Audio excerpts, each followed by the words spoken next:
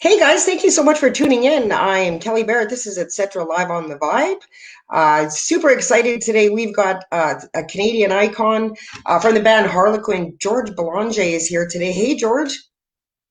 Hi, how's How are everybody you? doing?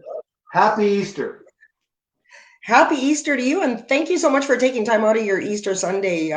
Maybe you missed church or something to be here. I don't know, but we appreciate you being here on Easter Sunday. Okay. Well, to all those people out there, may the eggs be with you. Right? I'm almost at the age where I'm going to pretty soon start hiding my own eggs, George. Okay, Memory's going. okay, I was going to say So do you something, have but it any? was Oh, go ahead. Okay, uh, good. We'll digress. Do you have any big plans for Easter, George? Any big plans for the day? well. There's a menu.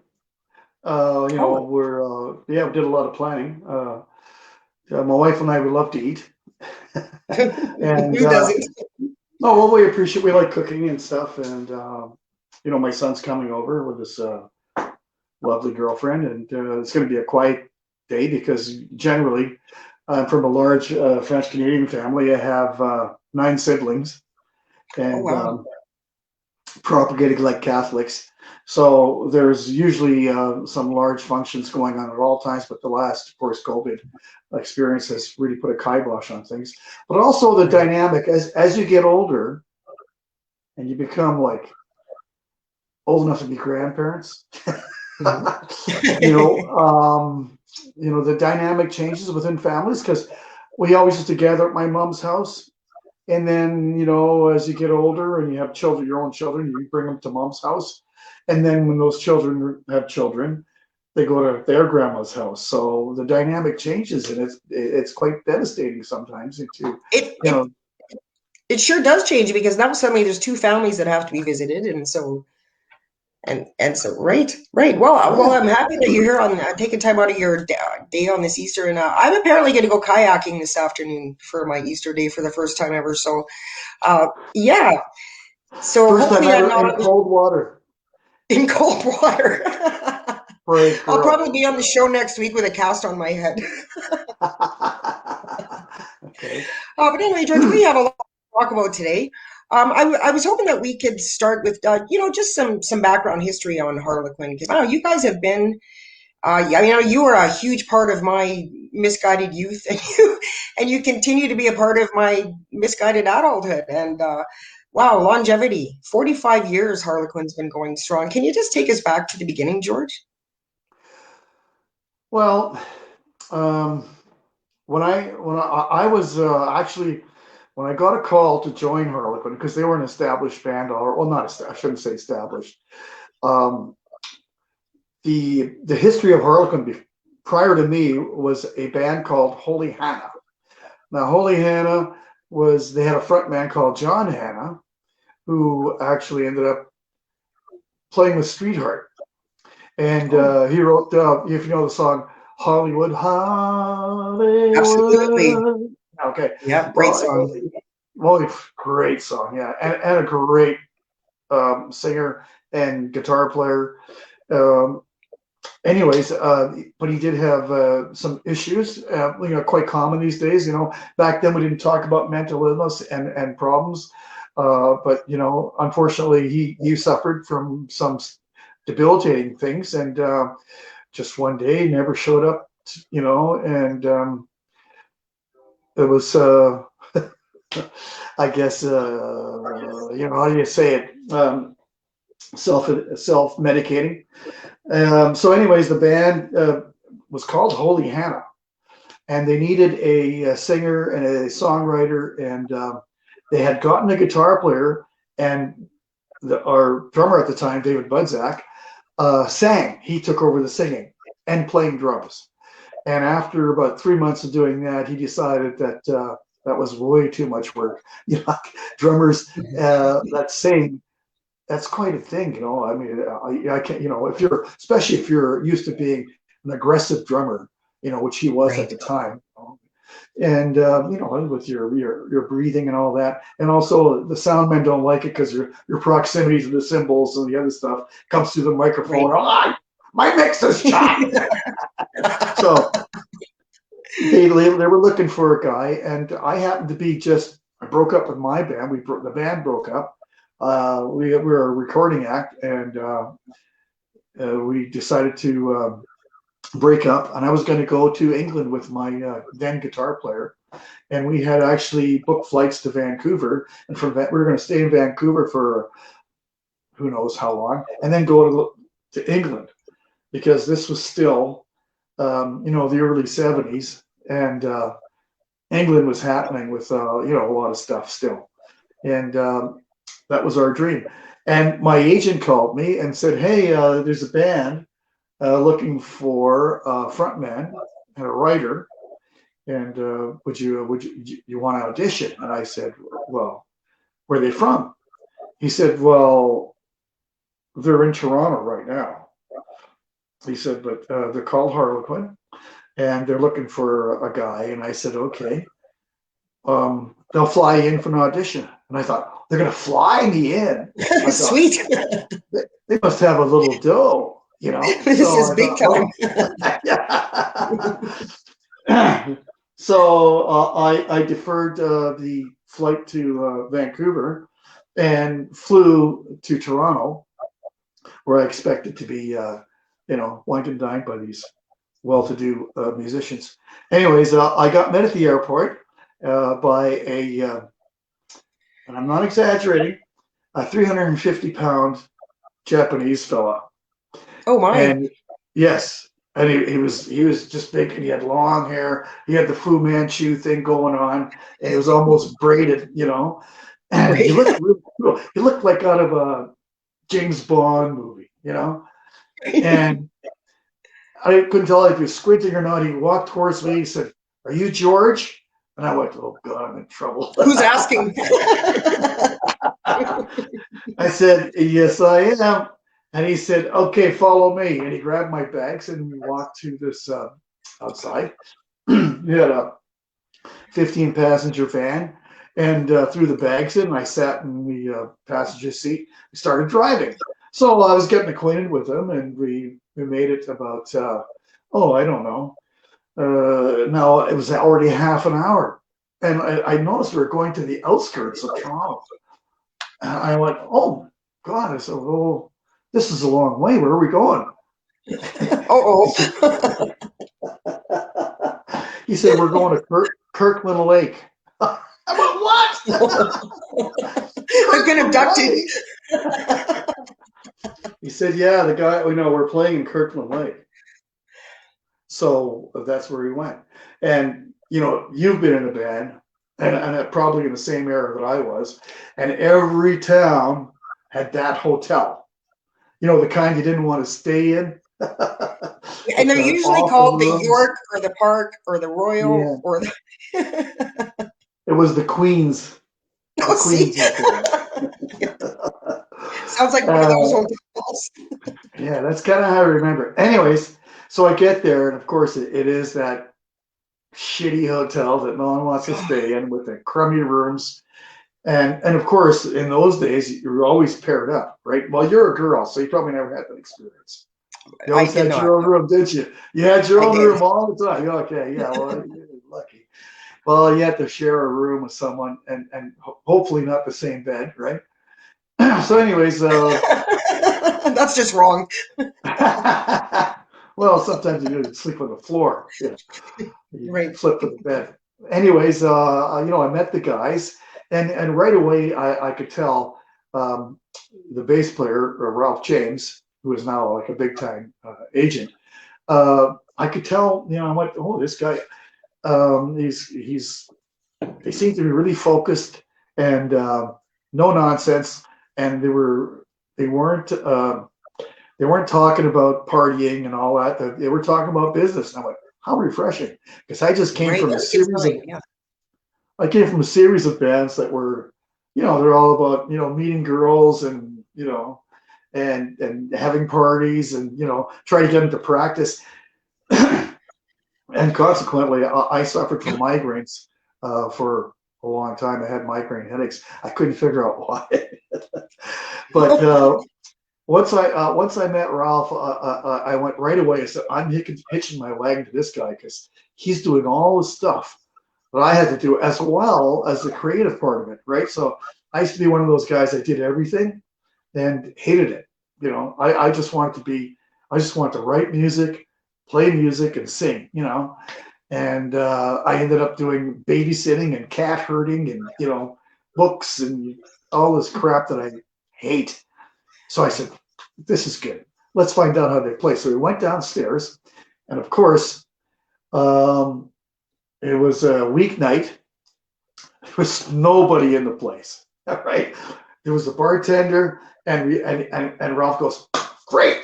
We can rehearse. We can actually, I said, okay, For sure. what do you want to do? I said, I said, do you have any original material? And they had one song that they'd written, right? And said, okay, we got, so it's called Shame Shame. It's on the first album, actually. And they said, okay, so we'll play it for you. Then you come up and sing it, And so as the drummer was singing it, I wrote out the words and that, and sat in the crowd. The first thing you have to realize too is they were costumes. That was a little Oh, foreign to me. Yeah, I was the kind of the hippie bands, like we wore lumberjack shirts and we had the long hair and yeah. and they were going towards glam rock, and I had a Glamour. hard time. I got to tell you, I had a hard time with that shit. Really? you know, and so they had put these. Well, fortunately, they were leather costumes, though. So Oh, so that's not bad.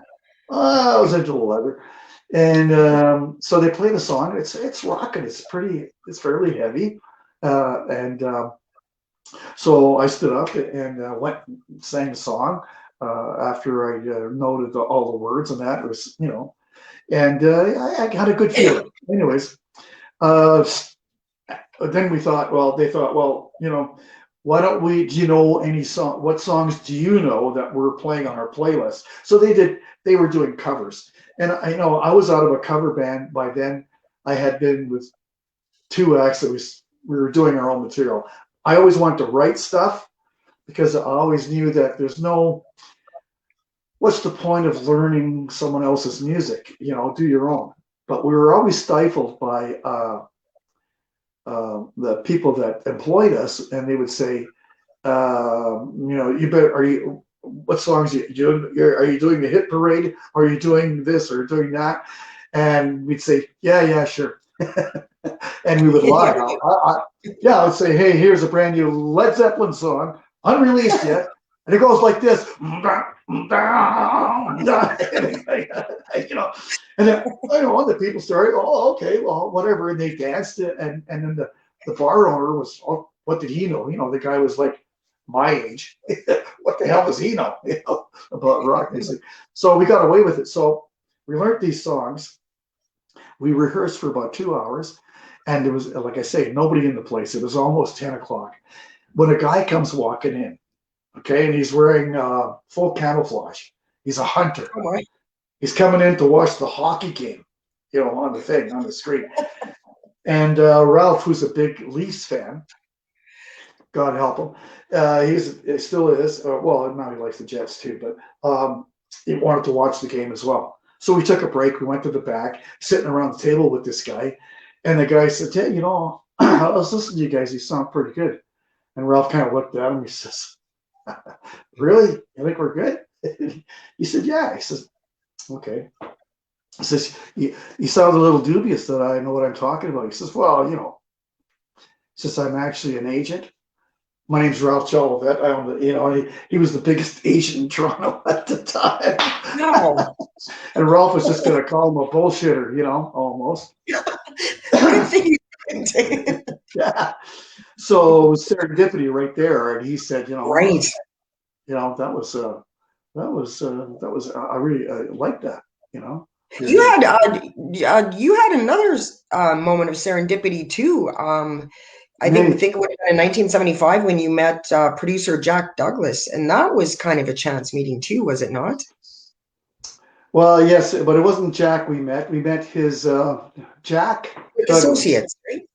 Yeah, Hmm. yeah, they were actually his bandmates from a previous era because he was a musician at one time, and he had a band, and they played all over Ontario and the New York area, all the in that whole area. But he was from the States, and these guys would play, across the border. It was so much easier to play across the border in those days.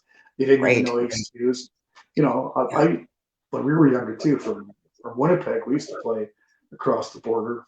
The only problem you had was they would tear everything apart, make you. Right. Yeah. Anyways, but the paperwork was easy. Anyways, they showed up. We were playing at the Gasworks in Toronto, and if you're from Ontario, you know that if you're older, it was one of the happening places, the Gasworks, and a band called Gatto, which were quite very popular at the time. Were playing downstairs, and they had another club upstairs called the Chimney, and that's we were playing. And these two fellows that associates of Jack Douglas came to see Gatto that night, and they couldn't get in because it It was was sold out. right. Right. So they came upstairs, and of course there was lots of room because we were nobody at the time. And they sat through a whole set, and the guy called me over after the set, and he says, "Hey, is that all original stuff?" And I said, "Yeah, that's pretty much all we do." We were doing some covers at the time too, because we had to, as I say, back in those days. We don't want to hear no original crap. Just play the Right. hit parade. So, Yep. you know, Absolutely. yeah. So they adopted my. I told them what I did, one of my other bands, and they said, "Great idea. Yeah, yeah, we'll do that too." So we told them we were Led Zeppelin songs, or it was a Who or whatever, and we got away with it. So we played the whole set, and he said, I'm impressed. He said, I'm working with Jack Douglas, and I went, sure you are, because Yeah. I knew. Of course you are. Aren't we Yeah, all? yeah. Well, and he turned out to be, telling the truth, and so subsequently we did get a deal with them, and Jack was the executive producer for that one. He had started a company with them called Waterfront Productions. So it was still tough getting a record deal because even though he didn't have access to a record company, but he was willing to support us to do a demo. So we did some demos and started shopping them around, and that's basically uh, we were having a hard time still. And a true story. There's another one. We found a guy finally who owned a studio. He owned a pressing plant, and he had his own label, and he did everything right. Global Music, and I'm not going to use his name because well, I think he has immunity now, but there is. But anyways, he said, "Here, guys, I really like you guys. I'm listening to your music, and I think we can do something. I'll give you an album, but here's how it's going to work." And he wrote something down on a piece of foolscap, and he turned it around on the desk, and he let us look at it, and it said, "I get everything." And I went, What? "Yeah." Well, Well, now. well, a lot of I had been in a recording band before, and they don't tell you how it happens. Everybody Right. steals your publishing. Any young players out there, you're writing your own music and stuff, hang on to your music, because the first thing they take away from you is your publishing, and that's where the money is. And of course, they want to, uh, just have everything. So when I saw that, I said, finally, an honest man. At Well, there's least that. I mean, there's you're telling that, me up right? front. Tell us up front. So we knew right away, So we had a little meeting. We went out there, and I said, "Hey, with Ralph, and we thought, well, how long have you been trying? This was like 2 years now, almost 2 years we were in the band, trying to, play in the Toronto area because that was where everything happened That's the hub. there, Yeah, or Vancouver. Yeah, Vancouver. because they didn't want to hear about prairie people or whatever. Um, anyways, we decided that we'll take a chance. Like what the hell? Once if we do it, that goes well, we'll have some leverage, and maybe we can, work it out from there. And besides, he probably really doesn't mean that he's going to steal everything. So what happened was, we were almost finished, and we had our masters um, almost done. And one day Ralph and I were sharing a room in Toronto, and we got a call from the girl who was the secretary at the place, and she said, "George, you guys better get over here and pick up your masters because the receivers are here, and they're going to lock the doors. And all our equipment, our amps and our guitars and everything was in there. And once they Oh locked wow. those doors, and I've had experience in that realm too, because I've had 2 or 3 clubs. We played the night before. We decided to not tear down because we're too damn tired. We'll tear Right. down the next day. We went there the next day. The fucking place is closed up. They're locked the doors, and you can't get your gear out. You've got a gig on Monday. Here it is Sunday morning, right? That happened twice to us, right? Jeez. So now I went, oh, I'm panicked. I go, let's get down I there. guess. Yeah. So we ran over to the studio, and we found the masters, got the masters, picked up our equipment, and got the hell out of Dodge. Took them back to the now what, right? And we didn't know. So we're sitting there with our thumbs up, in the right position, Right, and Paul. and we didn't have any gigs because we canceled gigs to record. So now we got to pay hotels, and all that stuff, and we're just panicking. And the phone rings one day, and it's someone from CBS, and they say, "Mr. Belanger, you understand you're in you have our property." I said, "Pardon?" Oh no, this is our property.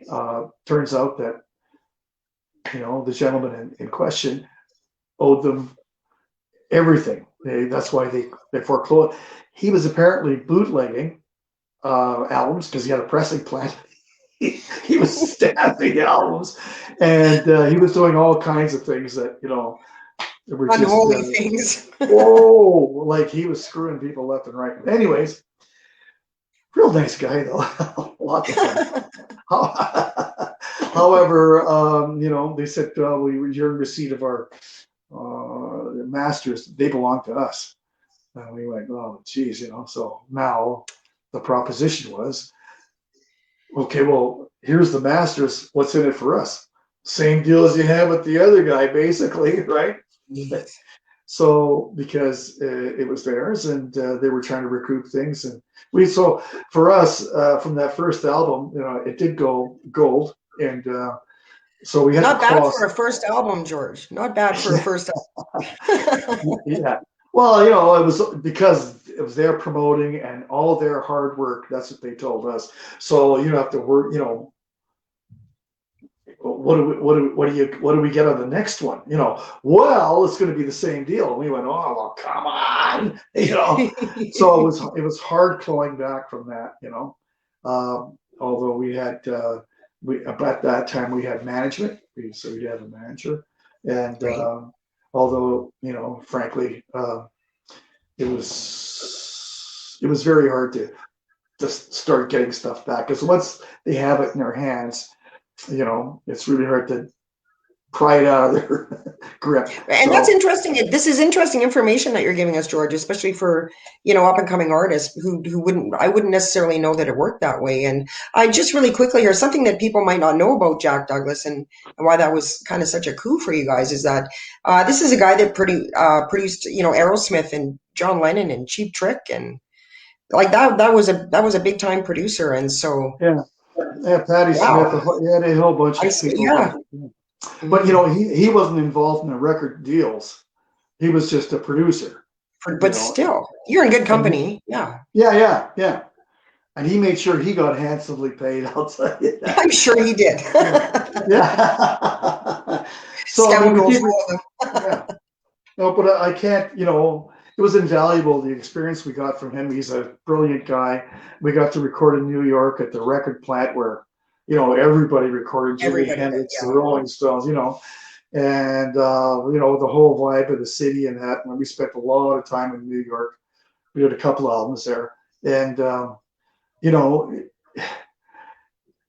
I was sort of excited. At the same time, I knew what it cost, right? Being the pragmatic person that I am, I was a little more worried about, what the budget was because, they recouped that money I'm from sure they you, do. from sales and all that. So, it was a tough go. I mean, we got screwed, but yeah, any young people out there, first thing you want to do, incorporate, file your music, make sure you own your publishing, so you have some leverage. You know what I mean? But now everything's changed so much. At the time, now you can record an album on a goddamn computer. Right. It's going to cost you, $10,000 to have a good setup. Maybe 25, even $50,000 to have a really good setup. Right. At the, you could spend that in a couple of days, in the big studios, with the 2.5-inch tapes that fill the room because For sure. and Yeah. the huge all the equipment. It was just so cumbersome. The whole method was just like ridiculous, Right. compared to what it is today. It's so easy these days. You Right. gotta love it. Was there ever a time, George? Because we were talking before the show. You were 15 when you started, and we were kind of talking a little bit about how there wasn't the drinking thing we were discussing actually. um, were you at? Was there a point because you got you guys like you just blew up so soon, and you were very young, and so my question to you is, was there a time when you were just kind of blown away by it all? Maybe I don't want to say overwhelmed, but there had to have been a time as you were so young where you must have just been kind of blown away by it all in a good way. Well, yes. I mean, I was always a music fan. I loved music, and my father was. I'm going to say he listened to all the black artists at the time Right, of his era. Like you hear Louis Armstrong and Ray Charles and Nat King Cole and a lot of black influence. He loved the Mills Brothers, which is probably pre him. That was probably his dad's music, right, but he hung on to it. And so I grew up hearing that stuff, and I could see the joy that it gave me. It gave me joy too, because I love that music, and I realized, you know, even though the Beatles were coming out and they were the hip thing to be, and how funny it is that when you're young like that, people are so caught up in the style of things or whatever.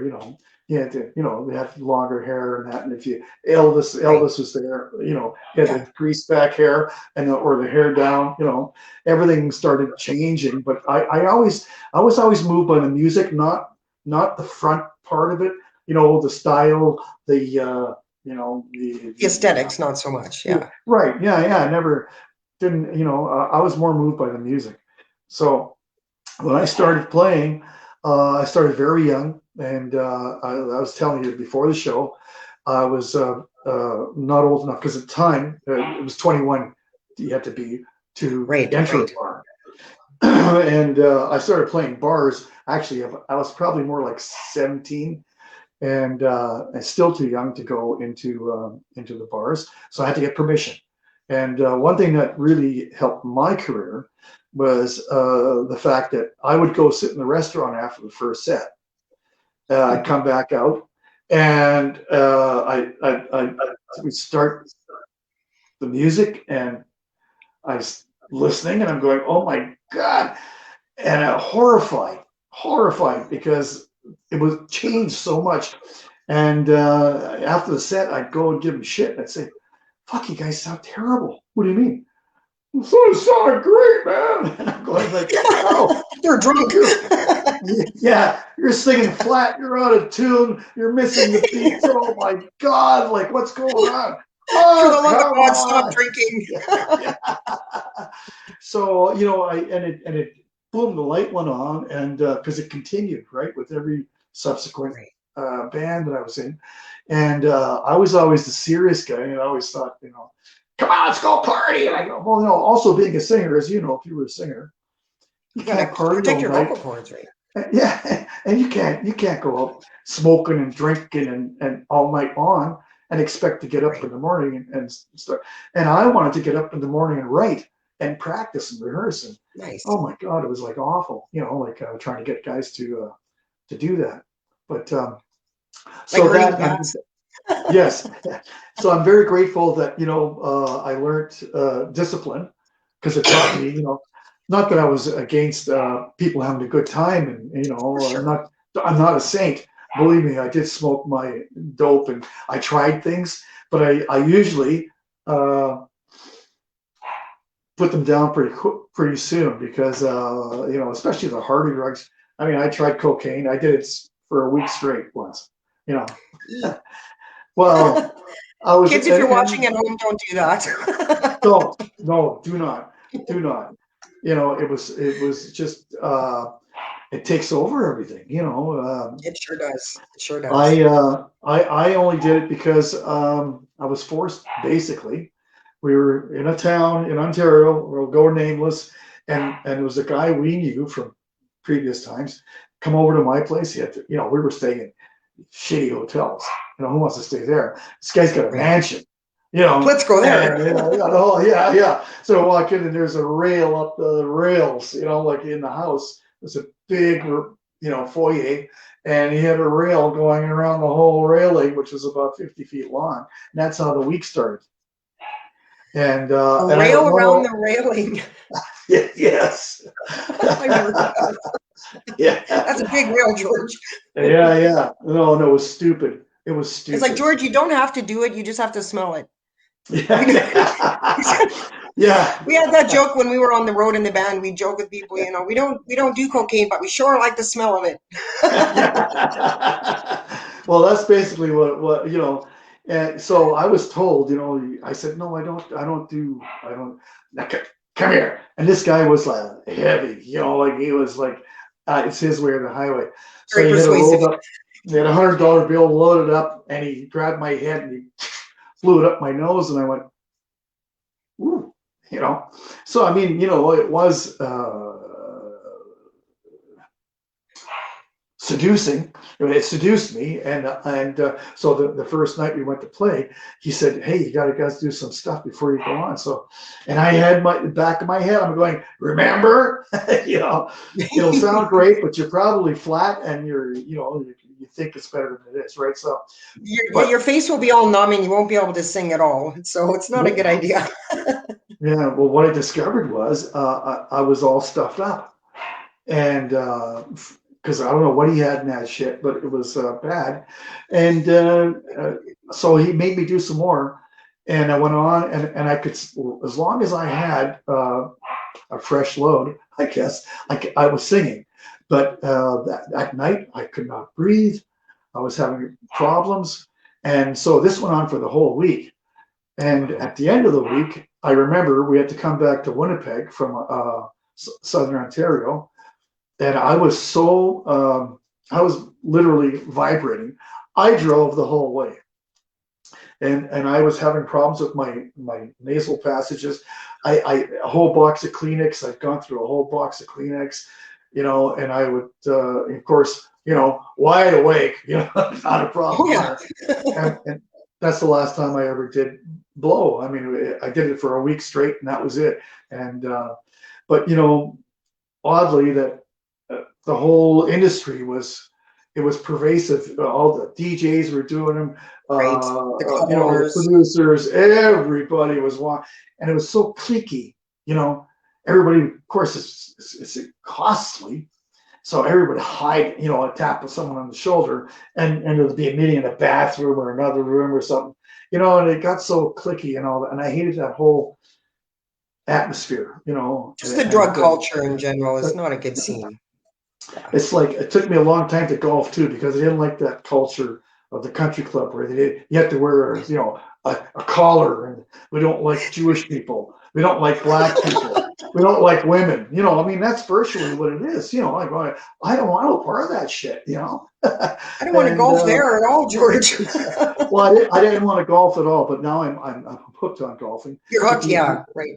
Yeah, Which is good to physically, have during this time. yes, There's a bit of a delay here, but it's good to have something to do, that you can actually legally do yeah, right now with the COVID. yeah, You can get out and golf and whatnot. And, just having this conversation that we were just having, I'm so grateful that you dipped your toe in and then just decided that that wasn't for you because, there's been so much great talent lost, to drugs. And it's such a big part of the road. And, I'm grateful that our band, we were just drinkers kind of thing for the most part. And, yeah.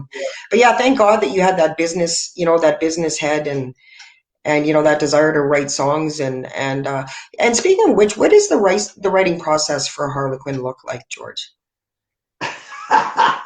Well, it's a question I get asked a lot, and there is no, definitive answer because you're always looking for inspiration anywhere. I mean, I'll hear Right. something, like I heard Sting talking about it once. He said, I could hear an air conditioner, and the noise it's making, the drone or whatever will get me going on something, and Right. or a phrase or whatever. And because I'm always looking for inspiration because I can't, you know, it's hard to, it's not hard to find really. It's everywhere, but sometimes my wife asked me not too long ago. She came in the house. I was recently writing and singing a song, and she said, "Why are you saying that?"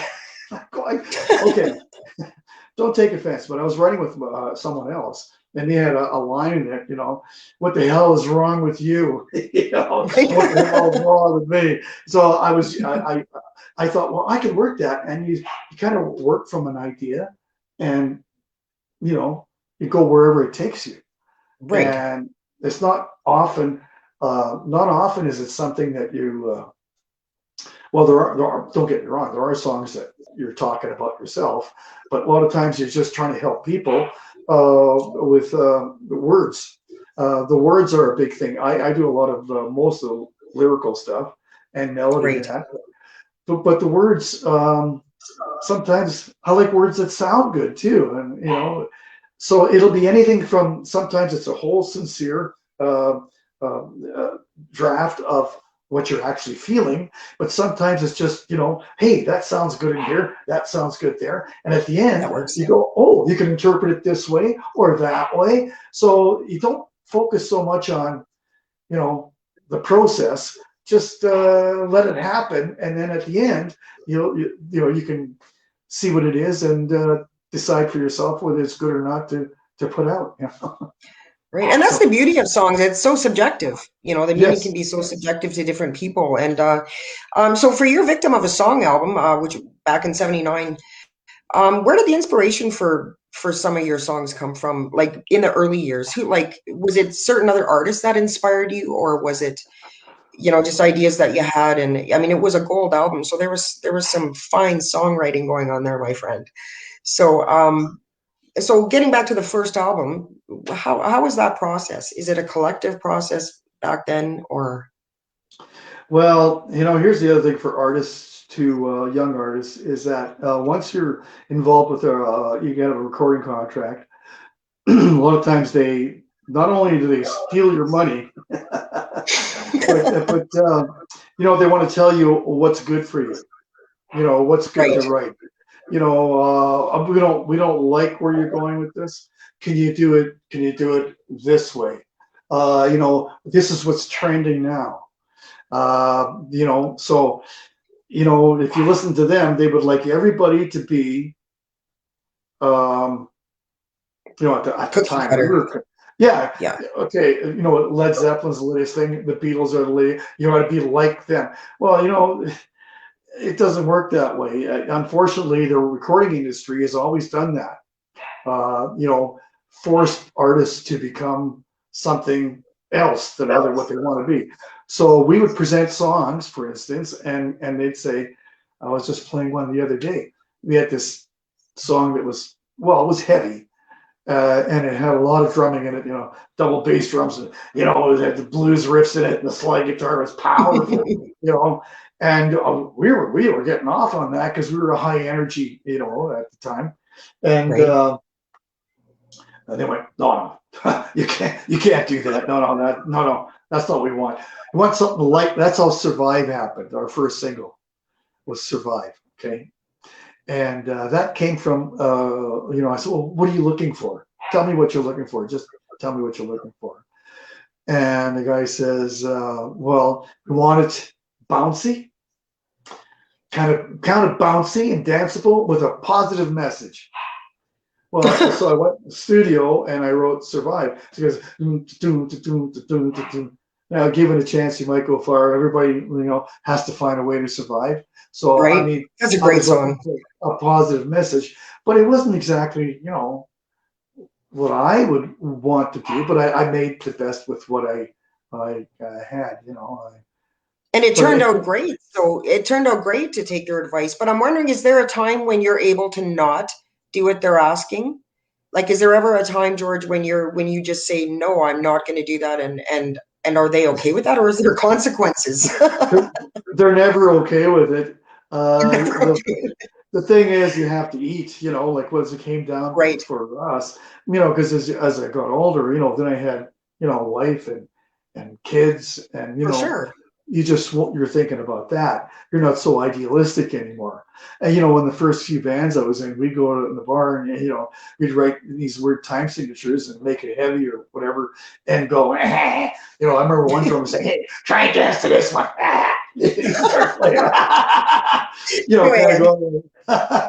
But you know, because you're, you know, when you're young, that's how, you know, you're young and stupid, right? Right. You have ideals. It's great to have ideals. Don't get me For wrong. sure. Mhm. But what are you doing in here? My dog. Oh, Yeah. Well, I don't know. I have two of them. I don't know. My wife's supposed to be watching them while we're doing the that's show. okay. Yeah. What kind of dog is it? Come here, Pip. Come on. Come here. No, she probably Let's wants to go let's. outside. No, she doesn't want to be on camera. Well, no, she's trying to lead me to go outside. I think To she go for wants a to go walk. outside. Yeah. So. She, she doesn't You're not the first understand. person who's had their dog I, wander in during the interview. I've got a leash on. I can't tell her. Oh. Yeah. Hey, and George, something else I want to mention to people is 2006, Harlequin was inducted into the Western Canadian Hall of Fame. What was Mhm. that like? Well, you know, it's always nice when people Wow. recognize. Yeah. You know, it was awesome. I mean, you know, who wouldn't like to? It's always nice to be celebrated in that way. Very flattering. I just wish. Well, I was gonna say I wish my parents had been around, but my first album I did with another band. We were called Next, and we had a um, the governor general, no, the lieutenant governor general of the province. I think it's lieutenant general. I don't know what the hell, but the we were celebrated at the legislative building, and of course the lieutenant governor's off home, which is a residence just off of the Parliament there. And my parents were invited to that because they gave us a plaque because we were, I Nice. think, one of the first recording acts out of Manitoba, other than, you know, the Guess Who, which I have to give my props to. You know, they made it possible for a lot of Canadian artists to be recognized. Paved the way for sure. Yeah, they always bragged about being Canadian. They always bragged about being from Winnipeg. Well, I shouldn't say brag. That's kind of the wrong word. They were But they proud. I think always they were just proud proud. of. Yeah, yeah, yeah. And you know, and they had. I was playing in a band in Atlanta, Georgia, before Harlequin. We were called Chopping Block, and we were doing a lot of that stuff. I'm telling you, we'd tell people we were doing other things, but we ended up, because the Vietnam War was on then. We did a lot of army bases in that, and we also played some strip bars, things like that. And one of these Tough large gig, but bars. somebody's got to do the strip bars, eh? Oh God, you get so sick of looking at naked women. It's crazy. Right. Anyway, we were playing a place in Atlanta, and these guys showed up and knocked on our dressing room door, and they said they were with the Allman Brothers. That was the crew, right? And they said, "Say, where are y'all from?" You know, we said, I thought, you know, the thing goes through your head. You tell them you're Canadian, or you tell them you're from Toronto or Vancouver, which they might recognize. If you say Right. Winnipeg, where the fuck's that, man? Yeah, so I thought, It's an igloo. It's an igloo yeah. out east. You know, it's funny I have this inferiority complex, but you know, and I guess you should have taught me that. So I said, after a little bit of reflection, I said, well, we're from a place called Winnipeg. Winnipeg? Do you guys know the Guess Who? I swear to Oh, God. wow. Cool. Yeah. So I said, yeah, Burton comes and jams at our, we had an apartment back there, and Burton would come over and we'd jam and sing all night long, because that's what he likes to do. Well, he's probably still likes to do it. I don't know. I haven't seen him in quite a while, but and they were just so impressed, you know, that we knew the Guess Who. But just the fact that you're from Winnipeg was always a great thing, you know, because you could always tout the Guess Who. For sure. And I think it's different now, George. I think, maybe back in the 80s and stuff, the Canadians were just kind of coming into the music scene. Today, though, it's such a different story. And I'm really reminded of it as I do this show every week. There is so much amazing Canadian talent. Like Well, there's you just know, so much.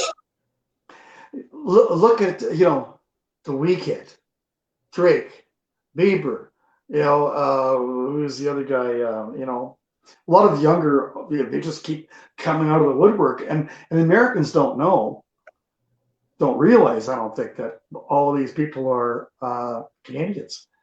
Right, right. I think you're right on that too. And I think, one of like definitely for Harlequin is, 45 plus years that you guys have been going, and that to have that type of longevity. I mean, wow. I listen to a local radio station, CJOC 94.1 here in Lethbridge, because they play a lot of Canadian content. And Mm. that's part of my thing. And they play, what's that? I say, God bless them. Right? God bless them. And actually, George, they play Harlequin probably once or twice a day, if not three Mm. times. Mm. And what's it like to still have, to have that longevity and to have, music that just transcends generations. There's people my age that are diehard fans that have listened their whole life, still listen. I have friends that have grandkids that listen to Harlequin. What do you think the secret? I'm asking, what do you think the secret to that longevity is? That maybe, and I hope I'm not going to get hate mail for saying this. I don't necessarily know that a lot of the newer, younger acts today have that. So, what do you attribute that type of longevity to, George? You know, I wish I knew. I wish I had the formula, but I do Auto it and sell know. it. I know that you know, when the original band broke up in the early '80s, and I was at a crossroads of my life, thinking, what am I going to do? And I thought, you know, long and hard about it, and when I realized this, I realized that uh, my parents, as I mentioned earlier, still listen to the artists that they enjoyed when they were young. Great. So I said to myself, you know, your love of music stays with you. You'll always love, if it's a good song, you will always love it. You don't just all of a Agreed. sudden one day wake up and I don't like that song, because it Right. means something to you, and it always takes you back to a place, you know, a good place, hopefully, or a bad place, but you know, whatever it is, it's a Right. place that, you revisit. And I said to myself, you know what? You're right, George, because I realized that, I would watch TV shows and I would see Tony Bennett still going, and Right. he's still selling out places. And I'm going, I want to be like Tony Bennett. I don't give a shit, I I, I want to keep doing this because it's what I love to do, Absolutely. right? And people want to keep seeing you. Like people still want to hear and see you. And I really agree with something you just said there, George. It really is true that the music, the music that you love, it never gets outdated. I mean, my playlist is primarily made up of 80s and 90s songs. And and there's a lot of great new stuff out there, but that is the music, as I said, was literally the soundtrack to my life, growing up and being a teenager. And there's a Harlequin song that I'm big on lyrics and visuals, Mm. imagery. If lyrics, as your songs do, can just transport me somewhere. And when I listen to Harlequin, I get transported to a happy place, like a simpler time when I was, I just remember riding around in cars with boys and listening to Harlequin. Yeah. It's just good memories, and I will always listen to it. So I think you're right about that. I mean, good music, the music that touches your soul, it just stays with you forever. Yeah. Well, I get it a lot where people say, you're part of the soundtrack of my youth, and Right. that gives me the biggest satisfaction of anything, knowing, because it's something that I have too with other artists. Right? I listen to Right. guys, and I go, I'm always listening to this stuff. I mean, I just recently started about a year ago. I think I got a Spotify account that I paid for because I don't like ads and all that crap, but For sure. Yeah. I went down that rabbit hole with stuff that I, you know, used to listen to when I was really young, and stuff that my father listened to, and I've discovered, I could get lost forever, and I do. I listen to new stuff as well, and Right. there is still a lot of great artists out there that I quite enjoy, and oddly enough, they do retain some of that element that previous, everybody's influenced by somewhere, somehow, For sure. right? For You sure. don't, yeah. So you see the influences, and at one time I thought when rap first came out, I thought it was crap, right? But being a songwriter, I realized, you know, a lot of the lyrical content was quite provocative and quite actually artistic. Okay, so I started looking at it, in another way, and I realized, because there's some stuff, there's still some that I don't particularly like, but for the most part, if it's well written and it's a you're sending a message and a beat, there's so many ways you can enjoy a song, right? Like I keep telling guys that I write with, some people could care less what the beat is. They just want to hear the lyrics, right? For Just want to hear sure. what the lyrics. Yeah. Some people like the melody. Some people, but the way I listen to music is just like a 2-year-old child. You ever watch a 2-year-old? You put music in front of them and they just react. They don't care what the fuck you're wearing. They don't care if you're Right. flat or sharp. They just enjoy whatever it is, right? The For feeling what of it it, is. And for what for it just is. for what it is. Right. That's right. They don't know what the hell you're singing about. They don't know, that it's easy. Oh, you missed the four there. You missed the two. Right. They're Doesn't just, matter. yeah, having it, and that's all you have to do with music. Just let it be. Just react to it.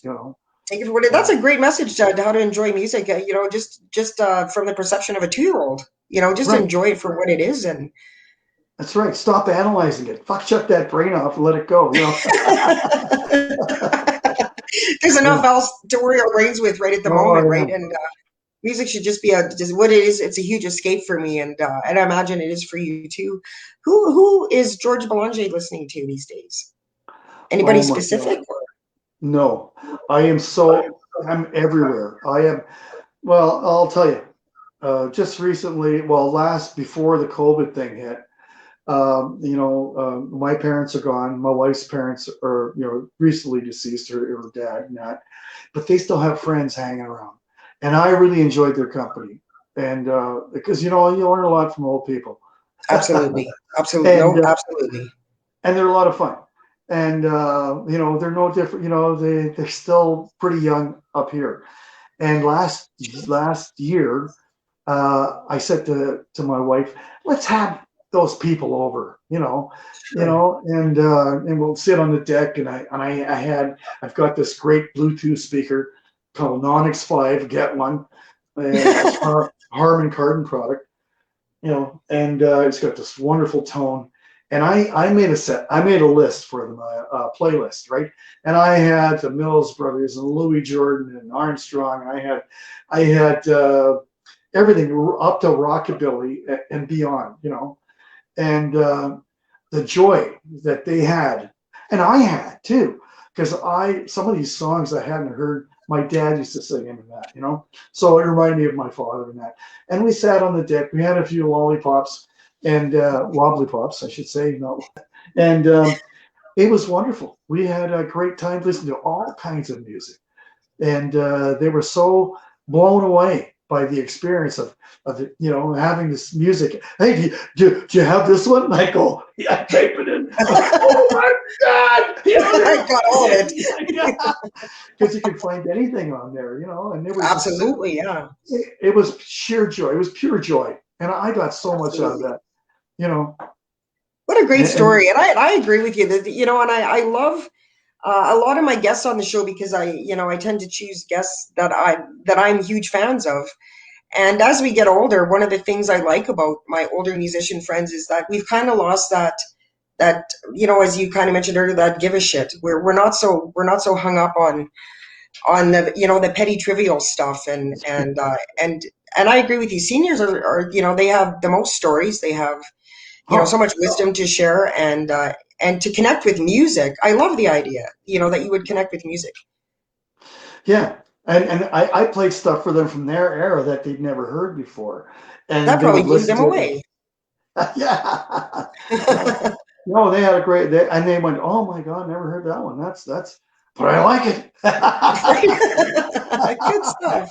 Yeah, and I played them Uh, some you new know, stuff too.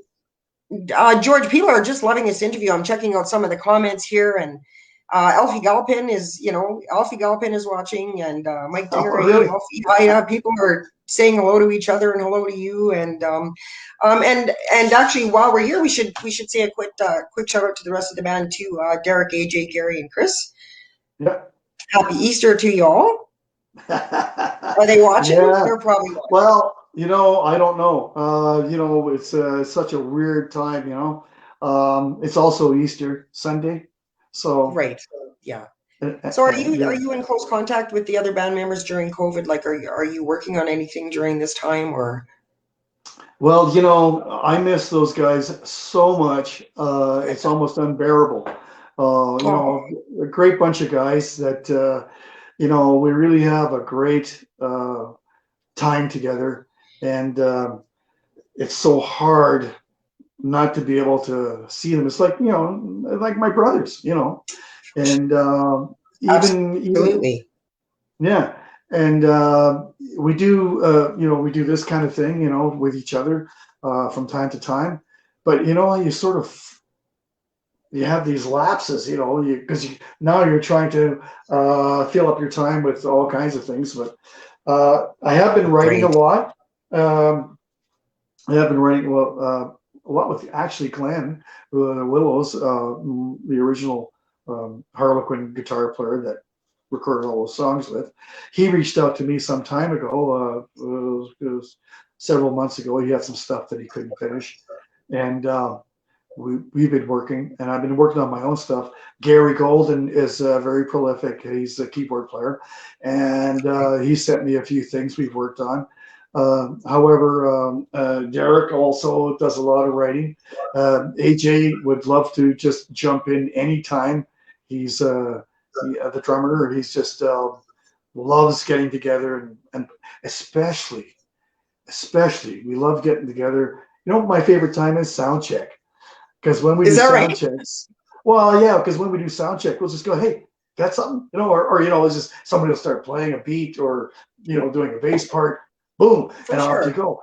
But what bands don't do anymore, it really burns my butt, is, nobody jams anymore. And I remember, throughout the years, decades with Harlequin, having so many different guys in the band.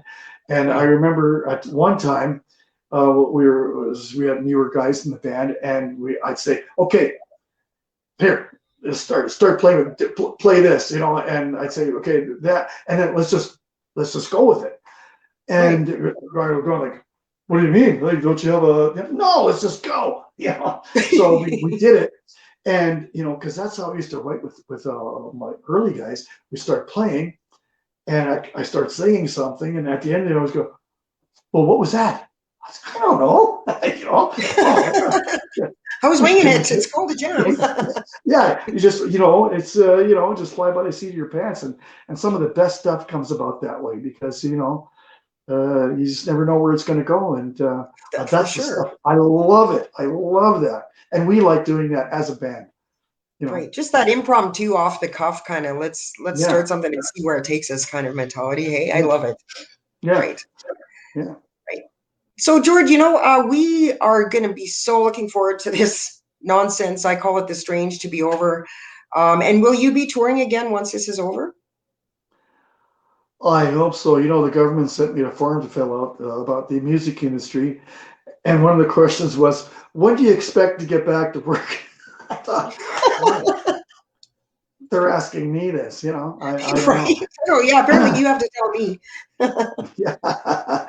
And how much our plane ticket is going to be. That's really, most of my anxiety comes from that is, For sure. okay, so we go back on the road. Now the airline tickets are going to be 3 times as expensive. And that really hits the bottom line. Here I'm talking with For you. sure. But yeah, no, I'm a little concerned about the state of the industry and how we're going to go forward. Right. But I do know that no matter what, if I'm in a room with those guys and we're playing, we'll have a great time. So, I mean, um, that will never go away. They can't take that away from me. They That's right. can't take that away from me. Should be a song. Wait a minute. Yeah. Wait, what? Oh, well, if when I'm not going to say if when you just book a show in Lethbridge here and all will be well.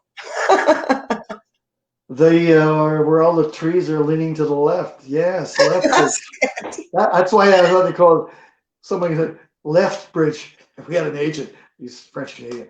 He called it left bridge. It sounded like he was yeah. saying left bridge. I said, "That's why they call it that." And he said, "No, because the trees are all leaning one way." Anyway. That's a great win joke, George. Everything's leaning to the left and Lethbridge. Should makes for some interesting kayaking today. I didn't know you were from Lethbridge because I actually one I of am my in I've got fond memories of Lethbridge. We've done a Oh, lot of good. great shows there. Oh yes, Whoop absolutely. up days. Yeah. Yeah, whoop up days. Whoop up days. We did some stuff early on in our career. We played the arenas there and stuff, and I've always had a great time in Lethbridge. Yeah, absolutely. Good. And Well, I it's not sure far hope that from when you you. plan your next, not far from, hello? Go ahead. I didn't hear that, but all I'm going to say is that we hope that you include us. We got a little glitch there. That you will include Lethbridge the next time that you plan a tour for sure. This has been absolutely delightful, George. I can't thank you enough for being here with us today. Continued success to you, health, happiness, and we just look forward to what you've got coming at us next. Thanks, Kelly. And I didn't realize that all those guys were watching. So hello to everybody, and hang in there, Alfie, Dinger, and Yeah, whoever Mark else. Gladstone's Mark is saying hello. Mike Dinger, yeah, Okay. yep. Oh yeah. Alfie, yeah. A lot of your fans and friends are watching today, which is just awesome. So you're delightful. You can drop by here anytime, George. Okay. This Anytime. supper Call me was up. Bring so. the wife. Yeah. Bring the dog. Okay. What's for supper? Not sure what's for supper today, but No. no, seriously, it's been an absolute pleasure, George, and just keep doing what you're doing. We love you, and we just can't wait to see what's next from Happy to Harlequin. We do just it. love you guys. All Thank you right. very much. Hope to see you all Thank you. soon. Thank you. Yeah. Yep, 100%. Okay. Okay. Take care. Toodaloo. Bye-bye. Bye-bye. Thank you so much for tuning in, everybody. I'm Kelly Barrett. This is Etcetera live on the Vibe. Thanks again, George Belanger. Stay tuned shortly, folks, for an announcement for next week's guest. Happy Easter, and until we see you again, stay safe and sane. Take care. Bye-bye.